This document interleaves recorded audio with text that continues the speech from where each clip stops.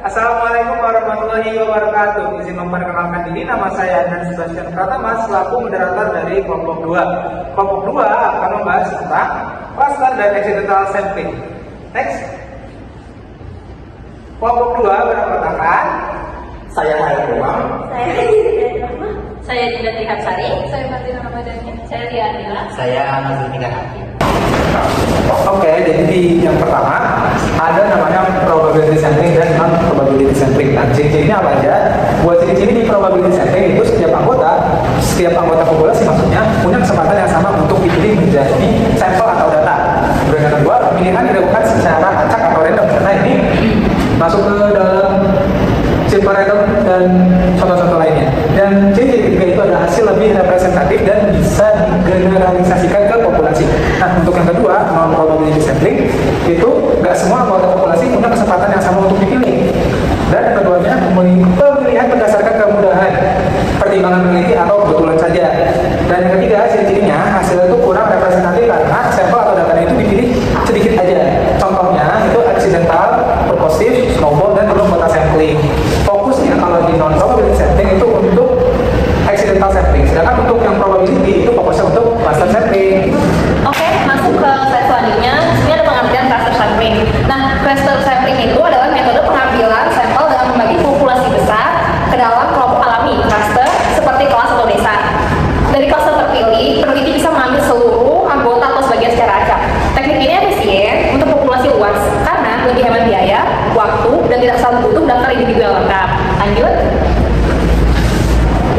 Nah, di sini masuk ke kasus nyata cluster sampling.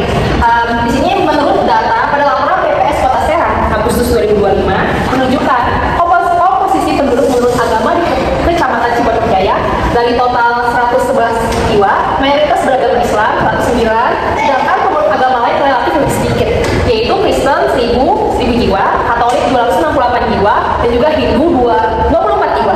Nah, di Banjarsari ini memiliki jumlah umat Kristen terbanyak, yaitu 303 jiwa. Cipojok Jaya menempati posisi pertama dalam jumlah pemeluk Katolik, yaitu 63 jiwa. Lalu Dalu tercatat sebagai kelurahan dengan pemeluk Hindu terbanyak, yaitu 9 jiwa. Data ini menggambarkan bahwa kondisi keberagaman agama di tingkat kecamatan yang didominasi satu agama, namun tetap ada minoritas di tiap kelurahannya. Next, slide selanjutnya itu ada langkah-langkah penerapan cluster sampling. Itu menentukan populasi, membagi populasi menurut wilayah, mengelompokkan penduduk menurut kategori agama, menghimpun data administrasi, dan mengelola data perkelurahan. Next. Mati. Lanjut dari kecil.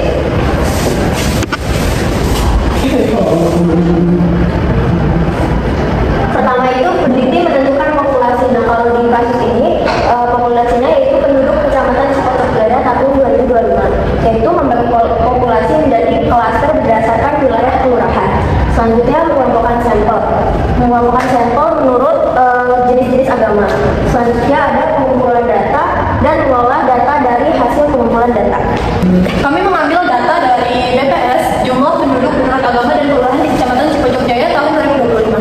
Kami mengambil populasi dari Cipojok Jaya dan dikerucutkan kembali dengan berbagai kelurahan di Cipojok Jaya. Kemudian kami mengelompokkan lagi dengan berbagai agama yang ada di sana. Next. Setelah itu kita dapatkan dari data-data berikut, dari data sebelumnya, bahwa mayoritas penduduk Cipojok Jaya itu pemeluk agama Islam sebanyak 99%. Agama lainnya Katolik, Kristen, dan Hindu hanya memiliki porsi yang sangat kecil, sekitar kurang dari 1%, sehingga hampir tidak terlihat dalam pie chart berikut. Selanjutnya, Islam sendiri tercatat 110.000 jiwa, jauh lebih tinggi dibanding agama lain. Terlihat dalam diagram chartnya, Kristen dan Katolik memiliki jumlah yang sangat kecil, terlihat hanya beberapa ratus orang. Hindu hampir tidak tampak dalam diagram, menunjukkan jumlahnya sangat sedikit. Nah, di slide ini saya akan menjelaskan tentang kelebihan dan kekurangan metode pendekatan administrasi atau sensus penduduk. Nah, di metode ini yang pertama ada kelebihan. Data lebih akurat karena mencakup seluruh penduduk, bukan sampel. Artinya, semua orang tercatat, tidak hanya sebagian, dan kawan kondisi masyarakat lebih nyata dan lengkap. Yang kedua, dapat digunakan untuk perencanaan pembangunan sosial, agamaan, dan pendidikan. Nah, dengan data ini, pemerintah bisa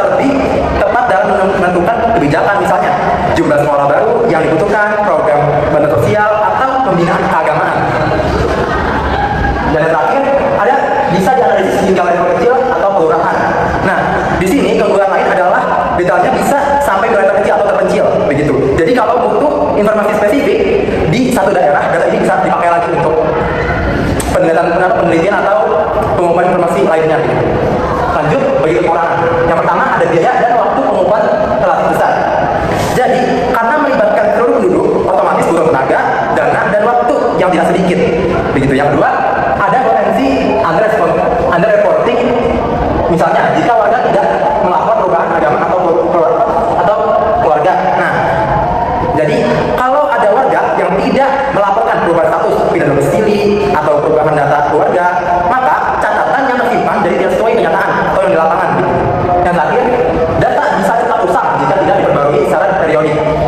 Walaupun awalnya akurat, kalau tidak diupdate, data jadi ketinggalan zaman dan tidak bisa dijadikan sebagai acuan lagi. Oke, di sini ada contoh kasus nyata dari hasil data sampling. Nah, sebagai contoh kasus nyata, kami mencari data sampling yang sudah ada, yaitu ada sebuah peneliti di Kota Serang yang menggunakan metode hasil data sampling. Nah, di dalam praktiknya, peneliti tersebut tuh mendatangi beberapa pusat keramaian di Kota Serang, kayak di alun-alun Kota Serang, di Mall of Serang, sama di Terminal Pakupatan. Lalu si peneliti ini mewawancarai orang-orang yang kebetulan ada di sana, atau si peneliti ini nemuin orang-orang di sana gitu. Nah, dari hasil wawancara dari peneliti diketahui bahwa sebagian besar masyarakat lebih memilih menggunakan transportasi online dengan frekuensi 2-6 kali per minggu. Nah, yang diwawancara ini juga menilai layanan transportasi online ini lebih praktis, cepat, dan sering ada promo, jadi lebih enak digunain gitu. Nah, tapi hasil penelitiannya juga nunjukin bahwa responden yang berusia di atas 35 tahun itu masih banyak bergantung pada transportasi konvensional atau kendaraan pribadi kayak angkot atau kayak ada yang bawa mobil sendiri. Nah, mereka beralasan kalau biayanya juga bakalan lebih murah. Terus juga kalau yang di atas 35 tahun tuh kadang nggak tahu cara pakai aplikasi online gitu. Nah, makanya dari kasus ini bakal kelihatan gimana metode accidental sampling bisa diterapkan secara nyata di lapangan untuk menggambarin yang namanya perbedaan perilaku masyarakat berdasarkan kelompok usia. Selanjutnya adalah langkah-langkah penerapan accidental sampling. Nah, sebelum saya menjelaskan langkah-langkahnya, kita akan mencari tahu dulu apa itu accidental sampling. Accidental sampling itu cara pengambilan sampel secara tidak sengaja, kayak orang mau lewat langsung ditanyain juga bisa langsung jadi sampel gitu. Terus langkah yang pertama itu adalah menentukan tujuan penelitian. Kayak kita nih mau ngapain sih, mau bertanya tentang apa? Misalkan ada orang lewat di depan mall terus kita tanyain, kakak ini enggak naik Gojek enggak? Nah, berarti kan tujuan kita adalah meneliti seberapa banyak orang yang mau naik Gojek atau seberapa banyak orang yang datang ke mall ini menggunakan aplikasi Gojek. Selanjutnya ada menerapkan lokasi pengambilan sampel. Kayak tadi kan aku tanya di mall, bisa juga di alun-alun kota atau di tempat pemberhentian bis. Nama tempat pemberhentian bis apa? Terminal. Ya, terminal. Selanjutnya ada menemui responden secara kebetulan. Nah, kayak tadi, kayak orang jalan sendiri pun bisa kita tanyain, atau orang yang jalan rame-rame pun bisa ditanyain. Tapi kalau misalnya orang rame-rame itu yang jawab pasti cuma satu orang doang, jadi ya udah mau yang sendirian aja gitu, nggak apa-apa. Selanjutnya adalah mengumpulkan data dari responden. Nah, jawaban-jawaban yang diberikan sama sampel yang kita tanyain tadi itu kita catat buat nanti dijadiin tabel ataupun pie chart. Yang adalah menganalisis data. Nah, datanya itu dianalisis, nggak cuma dicatat doang, kayak dipisah-pisahin yang naik Gojek dari jam berapa sampai jam berapa itu orang tua atau anak remaja atau anak-anak gitu. Selanjutnya ada data dibandingkan dan ditarik kesimpulan. Semua data-data yang kita catat itu dijadiin satu dan dijadiin kesimpulan. Selanjutnya terakhir tinggal disusun hasil laporan ya. Udah gampang kan? Selanjutnya akan dibahas oleh teman saya. Langsung biarkan. Ya, iya kan buat transisinya. Oh, itu kan di bawah ya. Nggak, langsung. Iya.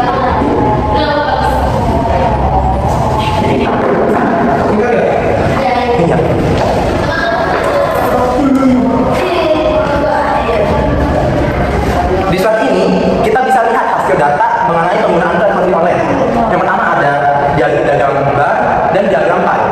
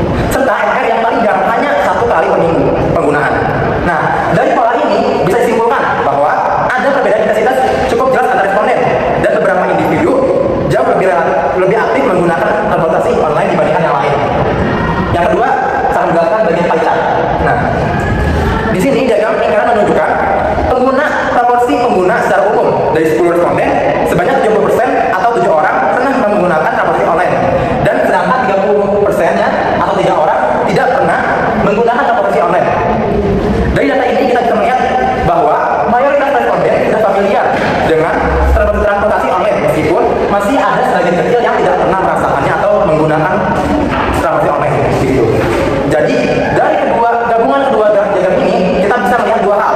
Pertama, intensitas penggunaan bervariasi antar individu, ada yang sering, ada yang jarang. Nah, yang kedua, secara keseluruhan mayoritas responden memang sudah menggunakan aplikasi online dan sebagian kecil ada yang belum memakainya atau menggunakannya. Nah, Sekian presentasi dari kelompok kami, yaitu kelompok 2. Kurang lebihnya mohon maaf. Wassalamualaikum.